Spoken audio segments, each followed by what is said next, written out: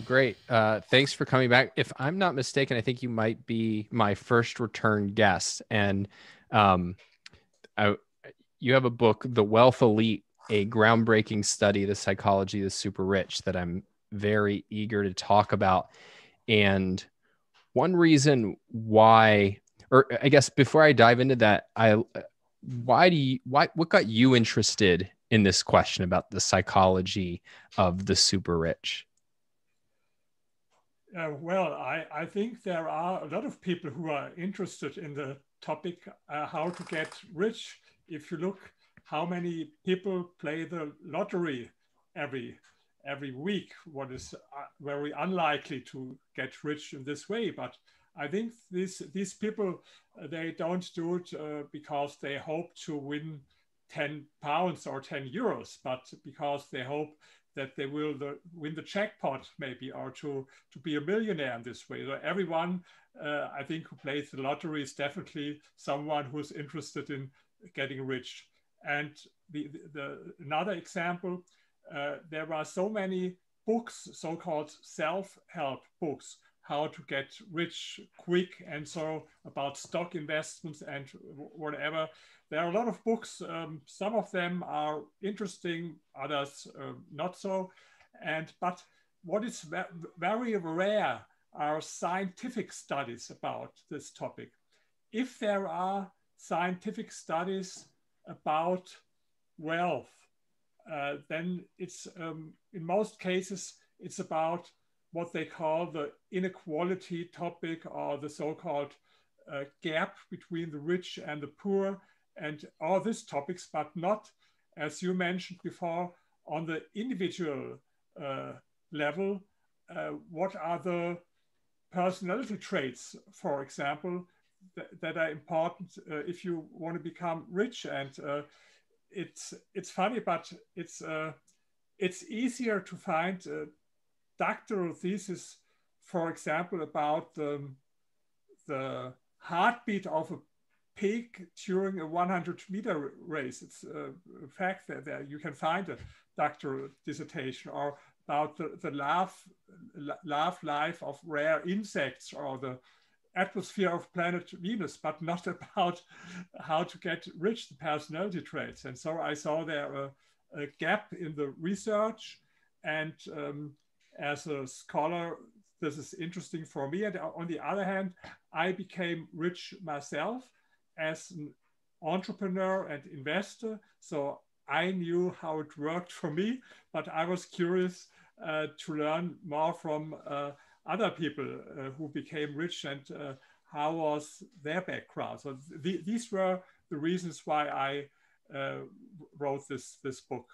Well, I mean, that's one of the reasons I think it is so interesting, is that oftentimes people will write about their own success. And I find that really interesting and valuable.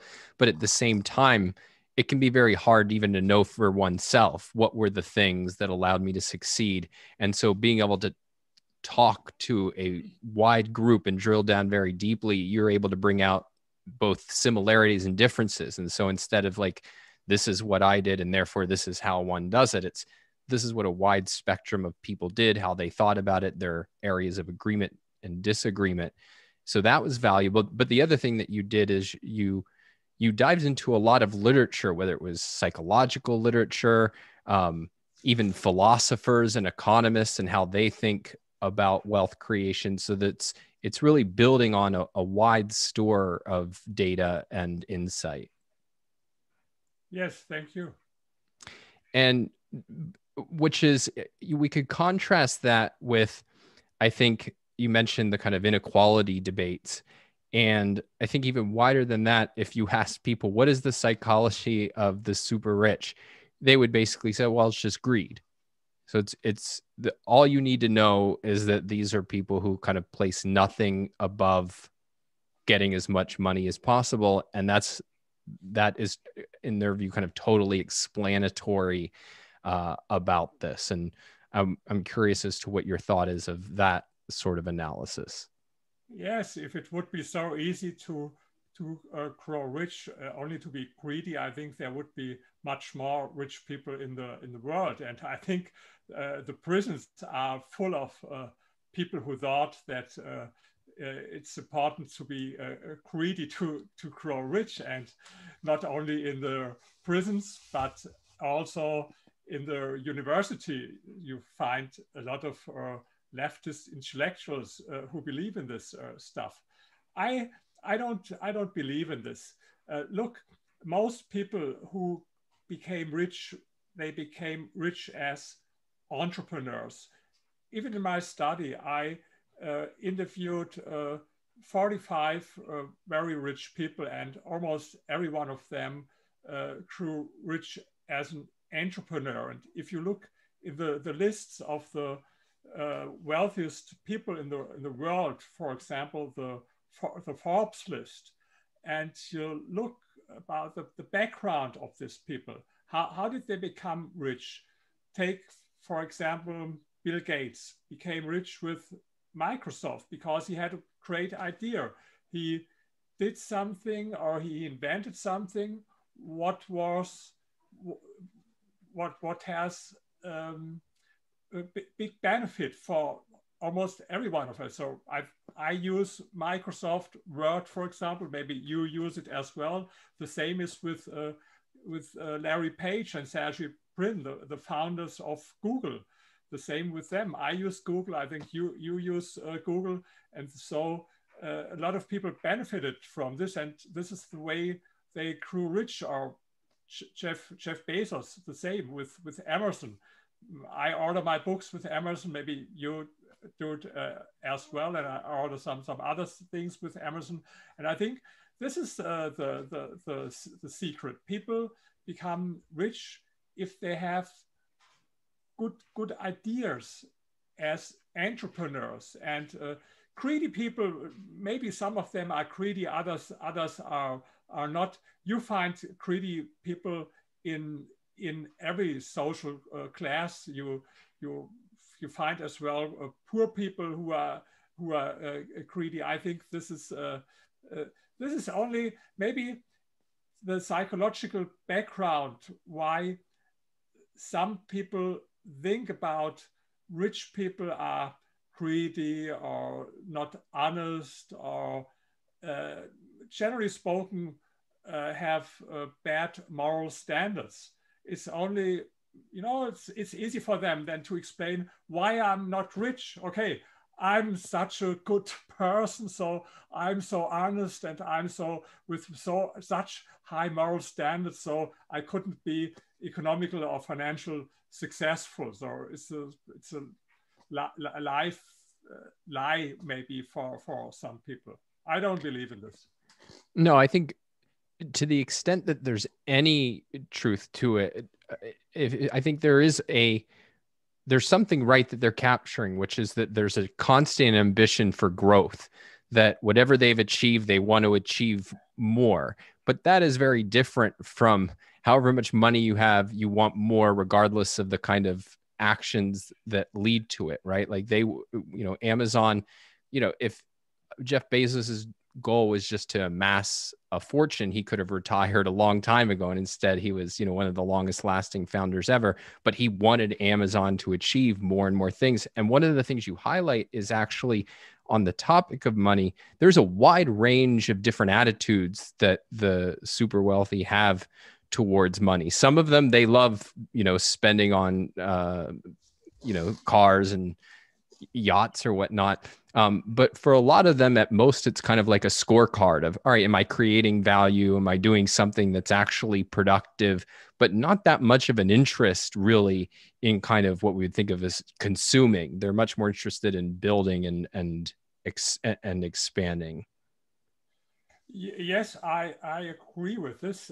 I had a lot of questions in my study. Maybe to explain it to everyone, I conducted interviews with this 45 people. Every one of them had a net worth at least 10 million, but most of them were in the range between 30 million and 1 billion. Even there were some billionaires or multi-billionaires. And I spoke with every one of them between 1 and 2 hours. And one of the questions was, what does money mean for you? And I spoke about some things to, yes, for example, to buy these fine things in life, nice cars, big mansion, and so on. And yes, maybe for for I think something 15 from them, these things were very important. There are people, not all rich people are the same, like not all poor people are the same.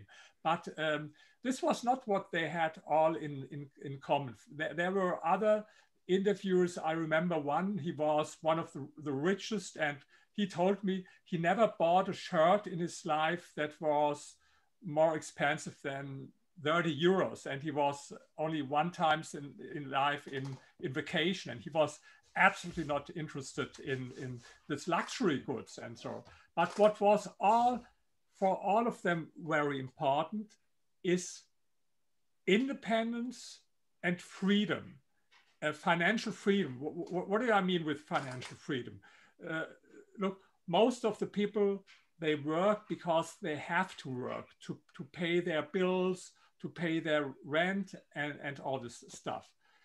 These people worked as well, but not one of them had to work.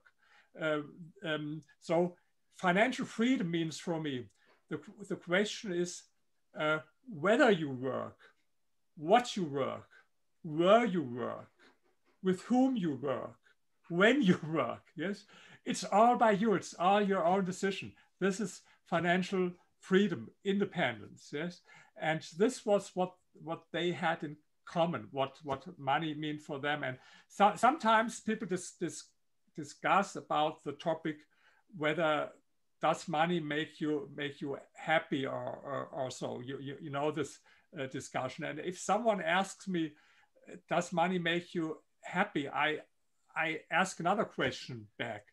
Does freedom make you happy? Yes, and I think most people would agree that freedom makes you more happy. Yes, and financial freedom is only one part of it. That you can look. My situation, for example, I work all over the day.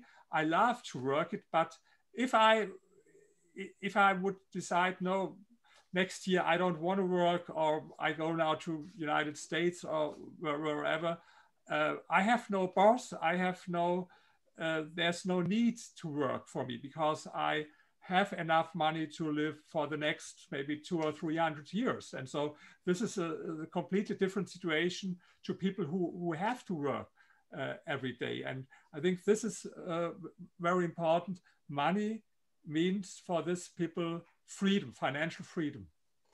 Yeah, I mean, it's kind of a funny question. Like, does money buy happiness or make you happy? I mean, you could ask the same thing of like, does marriage make you happy? Well, it can, like if you choose the right person and you're intelligent about how you pursue and nurture the relationship, but it's not, if you're miserable and not living the kind of life you want, and you choose a partner that is not good for you and you don't tend to the relationship, like it can lead to disaster. I think of money very similarly, as it has this amazing potential, but it's not a guarantee that you're going to use it wisely. And obviously there's certain things that it alone can't fix. But as you say, that's such an incredible power. Like, I think for most people, your career is one of the most central ways that you can achieve a sense of purpose, meaning, growth, pleasure. And if you're doing that on your own terms instead of terms dictated you by the need to pay the bills, that's a way better thing. That's a better situation to be in. Yes, and sometimes I wonder, people tell you always money alone doesn't make you happy. Sure, I agree, but I found not only one person in my life who claimed this, that money alone makes you happy. Of course not. It would be the same if I say sex alone doesn't make you happy. Yes, it's true, but does it mean that sex is not important to have a good life? I think it is important, not alone, yes, but it's one thing that is important, and the same with money. So what did you find in terms of why people become entrepreneurs, why they go into business, what kind of motives?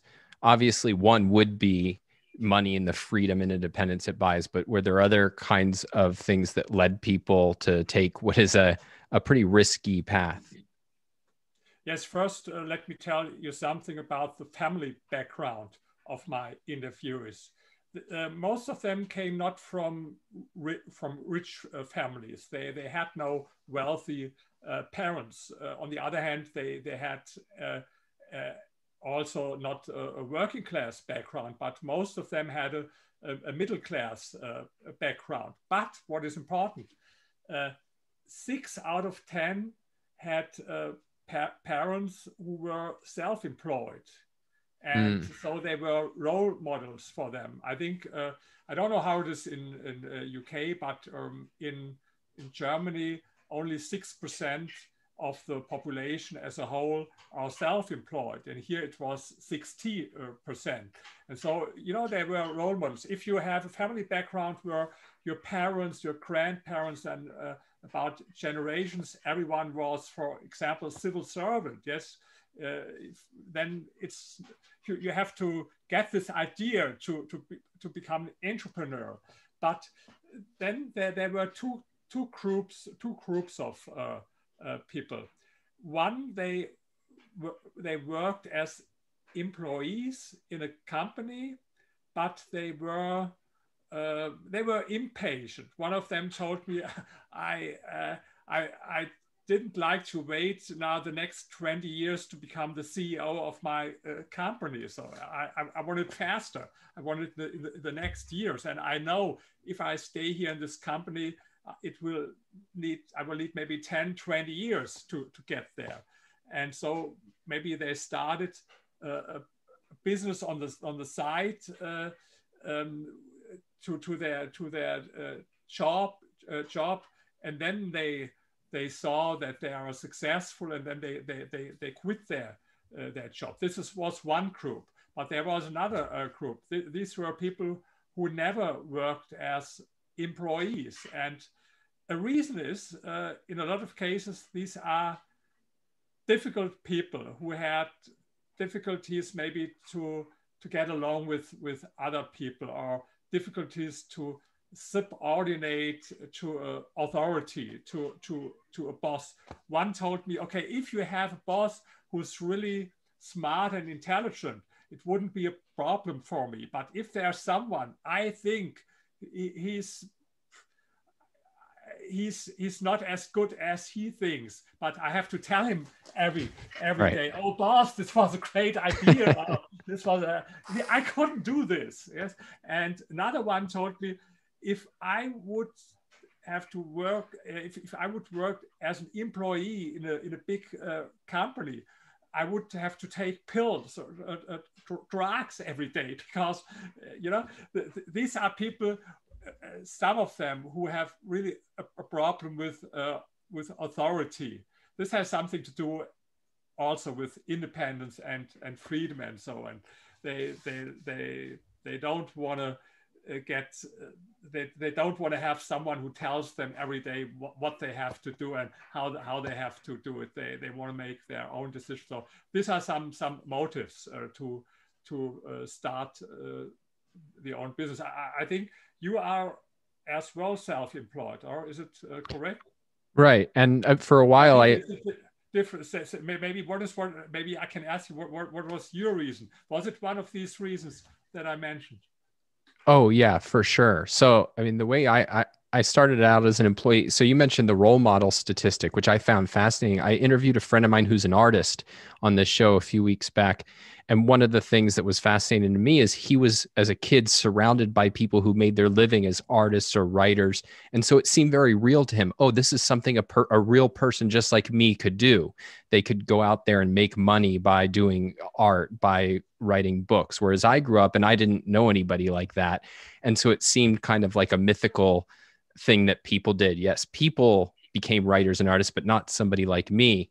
And then it was only through experience that I realized, oh no, I could actually do this. And I was an employee for a long time, but one of the things I found was you could spot very quickly the people who in some number of years you knew were going to break off and do their own thing. They had that kind of independent streak and just carry themselves a different way. And I was happy to work with my previous boss precisely because what you mentioned, which is I respected his judgment enough that I wasn't second guessing him. I thought he knows what he's doing and I really admire what he's doing.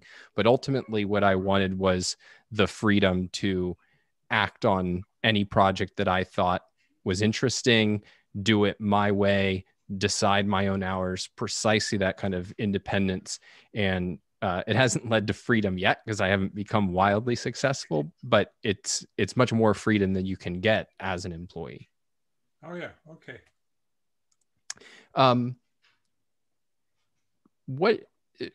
There's kind of a long-standing debate that do you think the character traits that are leading people to become successful or successful entrepreneurs, are they something that people can cultivate? Like, could they, read your book and say, okay, I want to build these traits in myself so I can become more wealthy and successful? Or do you think that it's sort of you're born with it or you aren't?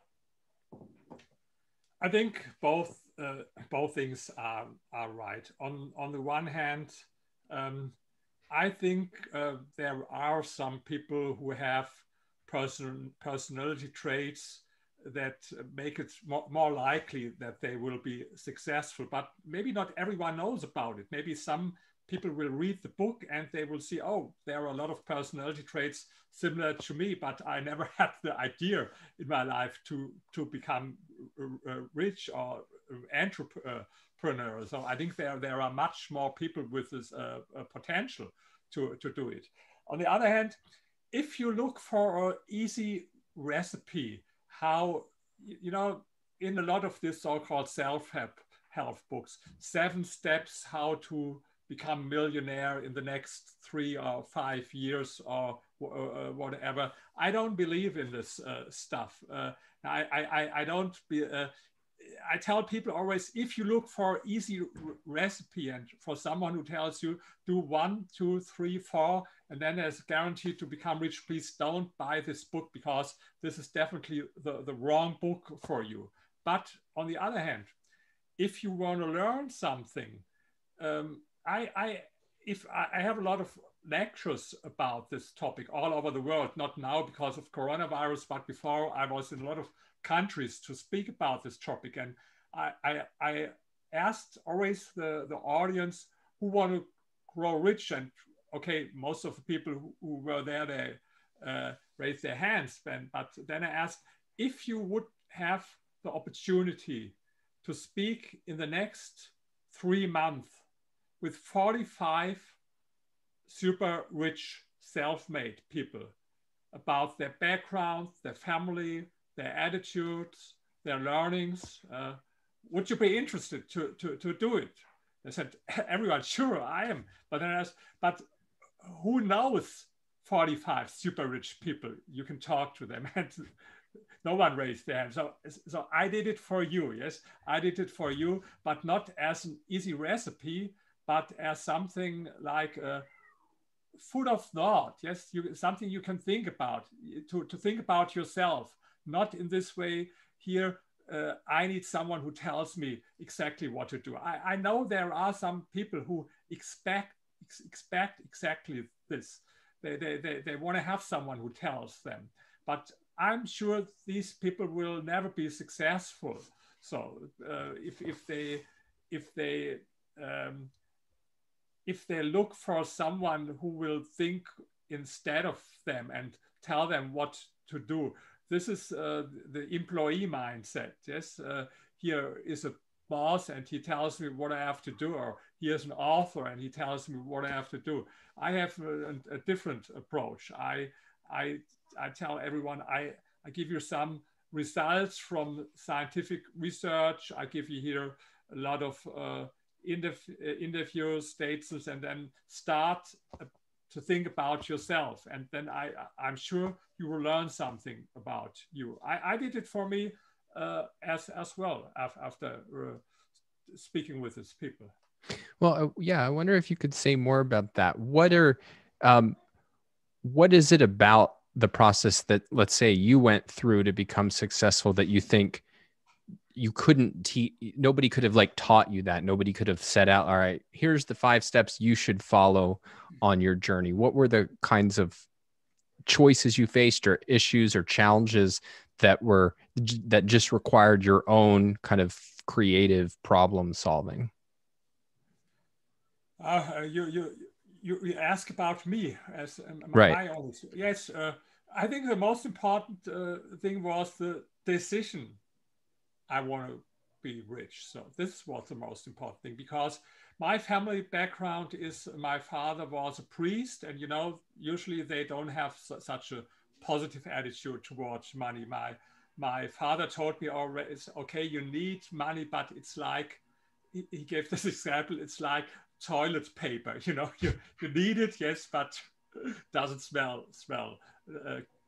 good, especially when it's used. And so this was how I grew up. And so I had some in my subconscious, some negative programming about negative belief system about money, about maybe superficial people who are only interested in this luxury goods. And then there was a time in my life I had some problems, because I'm always someone to swim against the stream, even with politics, for example. And then I walked with a German politician, and this politician was wealthy as well, because he was very, very successful, a lawyer. And then he told me, if you are nonconformist, like we are, you and me, first you have to make some money, because it's easier to stand your ground and to have your own opinion, and it's easier to swim against the stream if you have money. And this was very important for me, because in the moment he told me this, 2 things came together for me. Money, what had a little bit a negative connotation because of my family background, but freedom and non-conformism, what had a very positive connotation. So, and these 2 things came together. And after this, I said, okay, I'm convinced I'm gonna get rich. So, and at this time I had absolutely 0 money. It was time with German Deutschmarks, and I had plus 20,000 on my bank account, but minus 30,000 on my checking account. So it was good for the bank, but I had absolutely nothing at this moment. But I made the decision, and this was the most important thing. At this moment, I didn't know how to grow rich. Yes, I didn't know how, but I knew why. And this is what a lot of people don't understand, that it's not so important in the first step to know why, to know how, but to know why. You have to have a reason that motivates you for years to do it, to be ambitious. And so this is, you asked about my own experience, and this was my own experience, and it took me maybe 5 years, and I was a millionaire, and then came 1 million to the next and to the next. I started my own business, and entrepreneur. I made investments in real estate, and so, and this was my story. And for me, it was very important to swim against the stream, and this was also something that a lot of these entrepreneurs, investors had in common. I was always in my life like a non-conformist, and this doesn't make life always easy for you. But with investments, it's a great thing. I made all my money because I did things totally different from the others. I didn't hear to the advice what you should do or not, but I made my own decision. And so I learned that something that makes life sometimes difficult with investments and with making money, it's great if you have this mindset that you enjoy swimming against the tide. Well, I'm curious as to, so you make this decision, okay, I have my why. I want that. I swim against the tide, and I want that money there that enables me to live that kind of life. But since you're starting out with nothing, what's the first thing you do? And I'm in order to start, okay, how am I going to get rich? And I'm asking not in order that you'll give us the 5 steps to rich, but I'm trying to figure out how your mind worked. What did you start thinking about in terms of, okay, how am I going to start to bring that into reality? Yes, I knew nothing about money and how to make money. And I'm someone who reads always a lot of books. So definitely the first thing was I bought a lot of books about the topic. Some were very good, some not. And I've gone through some seminars, yes, 2 or 3 days about this topic, financial freedom, how to get rich. And I listened to all these things. And then I had the idea, maybe something with sales and real estate, because I saw all this, in this TV movies, the real estate guys were always the guys with the nice cars and nice girls and with a lot of money. And maybe I was a little bit naive and thought maybe would it be a broker. And I went to a seminar with brokers, and I learned most of them weren't really rich. On the contrary, I had more money than they had. But then I started I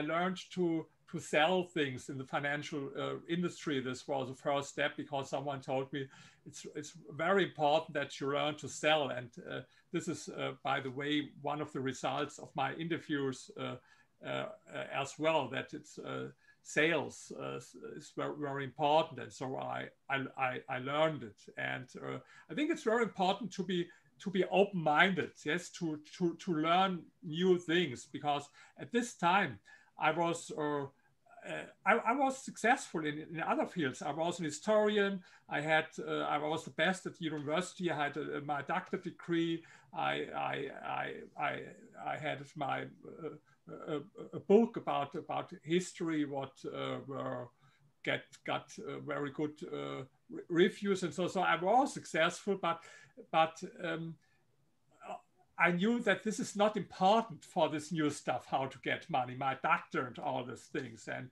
I knew that I had to learn a lot.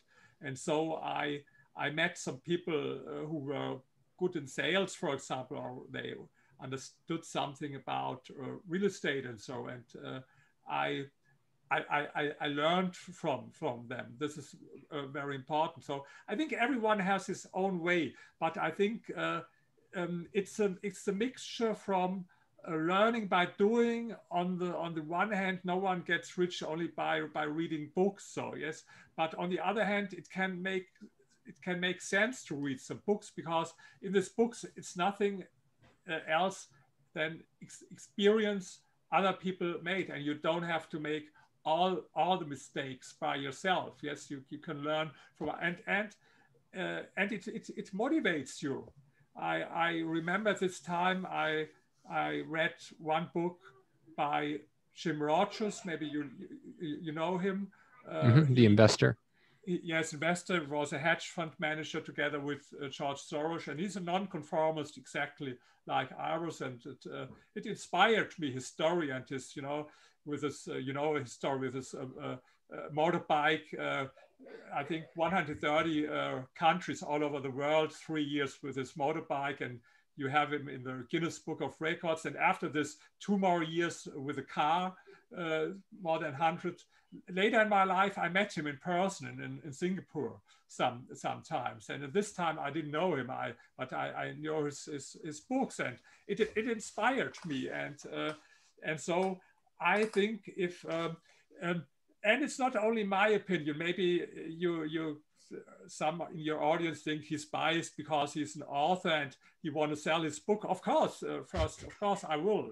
So you should buy my book. But if you don't believe me, maybe you believe in Warren Buffett. If they asked him at this meetings of Berkshire Hathaway, young people, what they should do, he tell them, start to read books. He told them, when I was 10 years, I read every book with finance or money in the title when I was 10 years old in the library of my hometown. And some of them I read twice. So, and his partner, you know, Charlie Munger, his kids, they say he's a book on two legs because they tell he reads every day one book. So, okay, reading books, it's not a guarantee.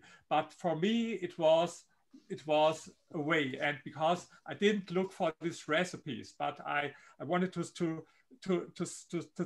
think about it. And if you want to think about something, you need some stuff that get you started thinking in some different directions. So this is one possibility. You have to make your own experience, like I did, started to in sales to sell, make my own experience, learning by doing. Reading, on the other hand, I think this combination was a good approach for me. Yeah, I've had very similar experience, precisely the interplay between learning by doing and reading. So, I mean, I remember, you know, back when I was just doing kind of standard intellectual work, I mean, kind of what you were doing back in your PhD days, right? Where I was just writing about ideas and everything. I became very interested in marketing, sales, but I didn't really have that many opportunities at that stage in my career to implement it. So I read it. But once I started doing sales and marketing, and you know, made some mistakes, had some experience, I would go back and read some of these items, and suddenly I go, oh, okay, there's, you know, it gave me new ideas, and also became much more applicable because I could see, okay, this really makes sense. I've been there and I've done Yes. that. This guy's just kind of, you know, talking out of his ass. It was those two together I find are really powerful. Absolutely, I agree. One of the topics you touch on is something that I think is a very widespread view and has become really emphasized in the last maybe 5 to 10 years, is this idea that success is really or mostly a matter of luck. And part of what you explore in the book is the attitude towards luck of successful individuals.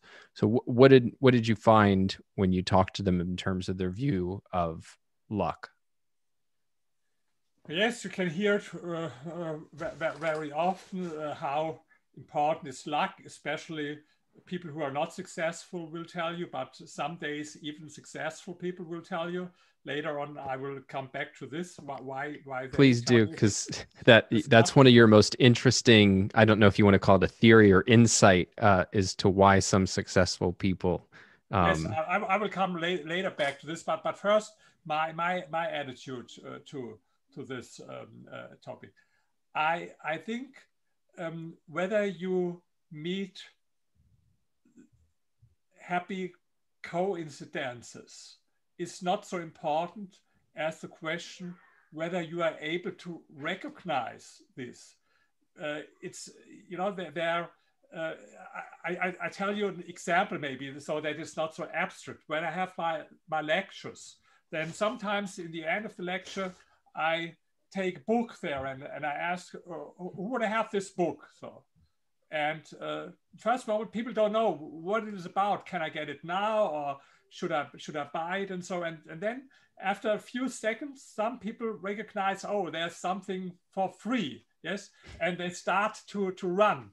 And in most cases, it's not the people in the first front row who get this book, but maybe someone from the middle. Even one time it happened that someone from one of the last rows who got this book. And then I tell people, okay,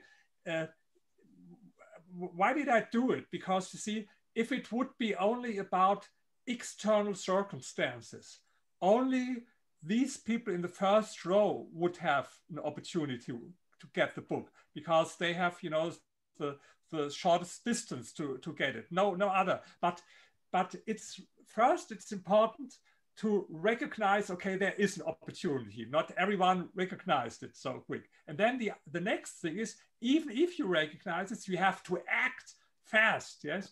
And I think maybe there were some people that maybe I get something for free, but maybe not. And how does it look if I run there first and in this time where he thought about it, yes? Another one acted, yes? And right. He got the book. And so it's only one example that it's not about external circumstances, but it's whether you recognize this. And I never found someone who had always good or bad luck all over his life. I will tell you only a minute about my next book. My next book is about, I have 20 portraits about successful disabled people.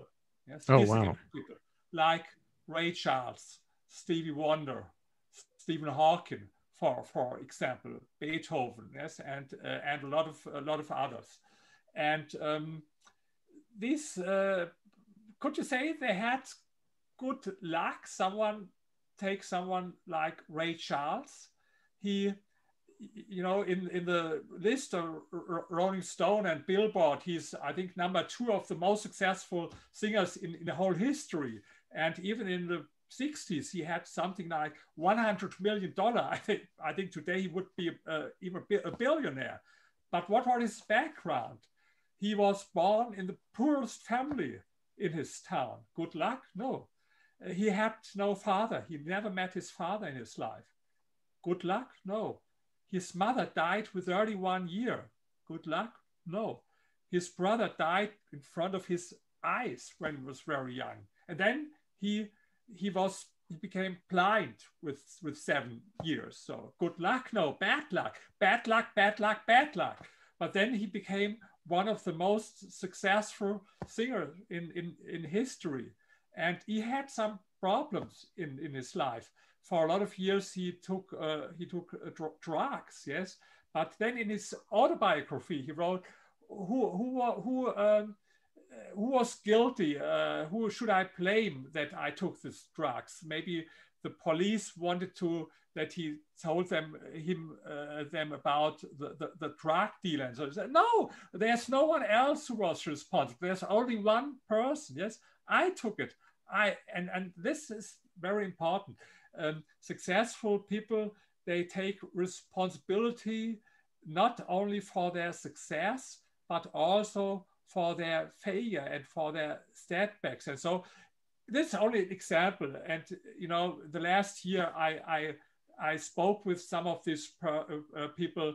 I spoke, for example, with Eric Weinmeier, who climbed the 7 summits on 7 continents blind. Maybe you heard about him. Yeah. Even the Mount, I spoke with him, even the Mount Everest, yes? So was he someone with good luck? No, he was blind. And so I think it's not so much about external circumstances, it's about how you react, and it's about your mindset. So I don't believe in luck. And now the other question, why do some successful people, if you ask them, why are you so successful? They tell you, oh, I was lucky, yes.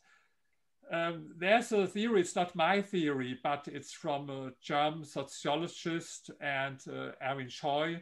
And I liked his idea, and he wrote in this book, it has something to do with envy, because you know, if you're successful, there are a lot of enviers, and if you want to defend yourself against envy, yes, then maybe it's easier if you say, it was only good luck.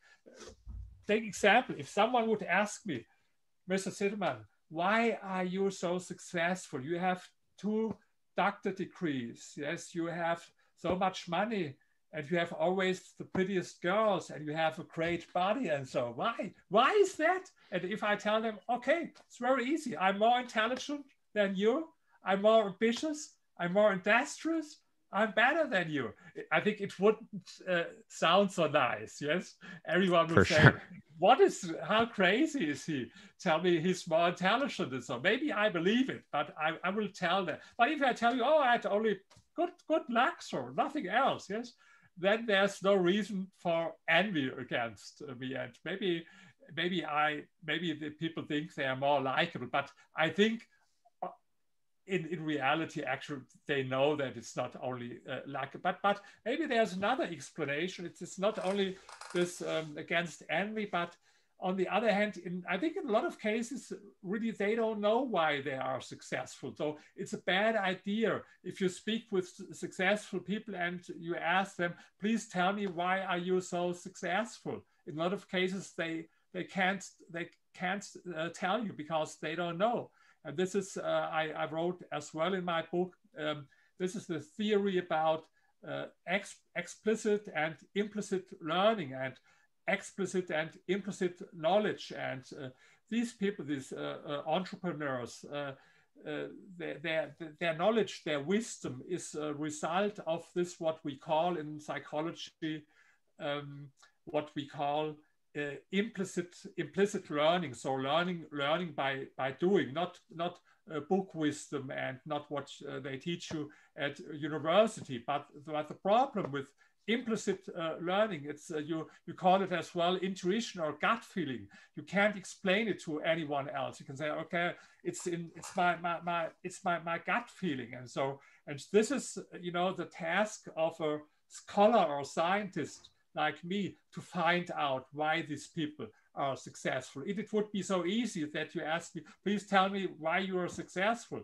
In the most, okay, if you ask people a question like this, you will get only answers like, I was lucky, or I worked a lot, or things like this. But I think it won't help you. So if you have interviews like this, it's very important. The most important thing, to have the right questions. That's the right questions. If you have stupid questions like this, you would get stupid answers.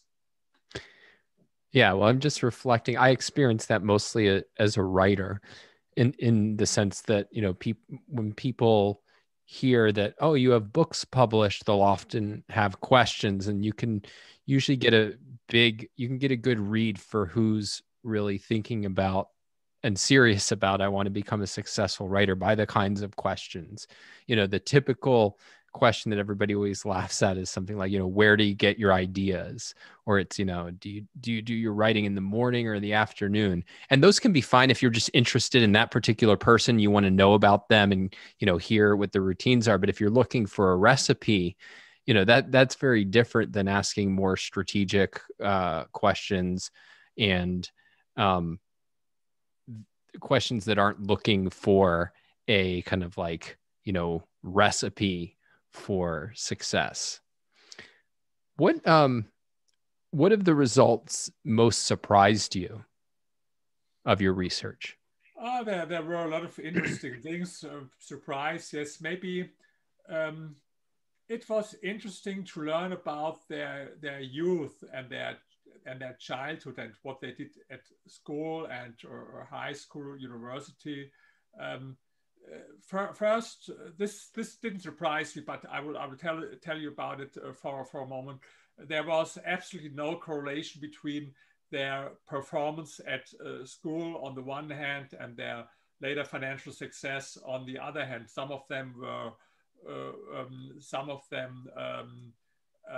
were very good at school, and others absolutely not, and some didn't even have a high school degree. So there was no relation. But what was important, and this was maybe a little bit surprising for me, half of them were competitive athletes when they were at when they were young, and this was, I think, very important for them, because this is something, it has something to do with this implicit learning, where I talked about this learning by doing on. If you are engaged, very ambitious in sports, in competitive sports, then you will learn how to win, and much more important, you will learn how to lose and all this, and you will learn a lot about discipline and tolerance with frustration. You will learn a lot of things that are very important later in your life as to be successful. And the other thing, I asked them how they earned money alongside school. And when I was a student, most of the other students, they worked for an hourly wage, for example, in a restaurant or taxi driver, or even in a factory. but these people were different. They were engaged in early entrepreneurial activities, especially with sales. They had so many funny ideas what to sell. Some of them sold things like life insurance or real estate products or used cars or car radios, or one of them raised animals, sold them, one sold home winter gardens, and so many different things. But a lot of them had very early experience with sales, and this was very important. And then later I asked them, how important was it for you to be good in sales for your success? And with sales, I don't mean only to sell a product or something like this, but I mean everything, to convince people. If you hire people for your company, you have to sell something. If you go to maybe to the government to get permission for something, yes, you have to convince them. And I think one of them told me everything is sales, and sales start if you get a no, if people tell you no. And it's I had the same experience a few days ago. I told you about my new book, and I know a person who's blind, and there's a movie about his life, and I asked him to write a foreword, a preface for my book, and he promised it to me. But then 2 weeks ago he told me, oh, maybe, I don't know, I have so many other things to do, and what is your plan B if I can't deliver at time? And I gave very short feedback. There's no plan B. I trust and I believe that you will do what you've promised. So what I mean, I don't accept no. Yes. And I think this is what it is about in sales. Yes. I don't accept no as an answer. Yeah. And I should say, I'm not a natural salesman. Like I remember being terrified of doing like sports in school, in part because they all had to do these fundraising drives where they'd have to go out and, sell candy or whatever it was in order to make money for it. But it was something I was able to cultivate. And part of it goes back to the point you made about having a why. The more that I was clear on, I'm trying to do something that I think is really important in the world, the more that it was, I have no concern if somebody's going to say no. It's give me that no so you can get out of the way, and I'm going to, move on. Or I'll keep pushing if I need you to say yes. Right. But it's, if you have a very clear why, it's a lot easier to deal with kind of the kinds of anxieties that some people can have, even if you're not a natural salesperson. Absolutely. I agree. Absolutely. Well, so we're getting close to time, but I did want to ask you, so I think we've maybe had some examples that answer this, but I'm really curious as to common advice you hear about how to become wealthy that you think or have found in your research is actually very bad advice. First, when I became interested in how to become rich, I told you I read a lot of books, and a lot of books were about investing in stocks. And if you ask me, this is not the way how to become rich. I invest in stocks. I have nothing against it, but for me, it's a way to stay rich, not to become rich. And if you look at the list of the wealthiest people in the world, the Forbes list, you will find almost no one who became rich with stock investment. Some mention Warren Buffett, but it's a different story. It's not the typical passive stock investor. But most of them were entrepreneurs, And this is true in Germany as well as in United States, and I think in UK as well. And there was another doctoral thesis in Germany about they had interviews with 450 wealthy people. They were not so rich as my interviews. They had only on average 2 million, but they asked them what was the main reason, how did you become wealthy? And there were only 2.6% who mentioned stock investments. There were 10% who mentioned real estate, but most of them, if they didn't, if they were not heirs, yes, if they didn't inherit their wealth, yes, take them away. You can't learn anything from them, yes. But if you take them away from the others, most of them were entrepreneurs. And so I think it's if you start to think about how to grow rich, I think it's not the best idea to start with stock investments. I believe that most lay people who do it, they will lose more money than they gain. Sure, you can have good luck if you invest at the right time in the last year or so. For example, if you like I did, I bought shares in an exchange traded fund last March, for example. This was a good idea. You couldn't do something wrong. But I think, I have nothing against stock investments. Don't understand me wrong, but I think it's more a way to stay rich than the way to become rich. If you want to become rich, it's more important. The most important thing is to make really a decision, not in this way like it would be nice, I would be happy if it would be. No, write it down. It's very important. Write it down. And even what I did, yes, when I did, I didn't write only, I didn't write it down only with with a sum, but every day I practice this autogenic training. It's a kind of meditation, or it's similar to self-hypnosis, yes, and you can relax 100%. And then I programmed this individual formula in my subconscious mind. Maybe for some people it sounds a little bit mystical or crazy, but for me it worked definitely. And I have another book. It's Dare to be Different and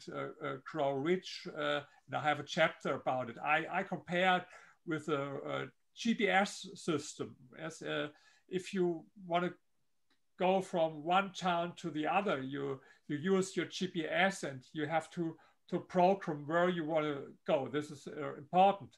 And sure, of course, you have to drive and to fuel with gas and so. But you don't have to know the way. And this is what I say. You have to know where you want to go to. You have to know why you want to go there. But this is maybe the most important thing. You don't have to know the way in the first moment. The why is more important than how. Maybe some food of thought for your audience. No, and it's good. And I'll just tell people, I mean, that overlaps very nicely with one of the bodies of research that you cite quite a bit is goal setting research, including by a friend of mine, Edwin Locke, who's a psychologist who kind of pioneered goal setting research. And just like that, I think, you're a form of kind of just keeping that goal real in your mind and reminding yourself of it constantly so that it's orienting you. And then, like you said, you have to kind of like figure out the way as you go. But that's so powerful, because going back to the luck point, I mean, one thing that nobody can deny is that the so-called lucky entrepreneurs, they put themselves in the position of being able to benefit from whatever luck does happen to go their way by being entrepreneurs. You're never going to get lucky if you're, in a job where there is no potential upside. Yes. And so it's, I found that really helpful and interesting. Well, thank you. I want to recommend everybody definitely get The Wealth Elite. I think it's a really excellent book, as are the others of yours that I've read and that we talked about last time.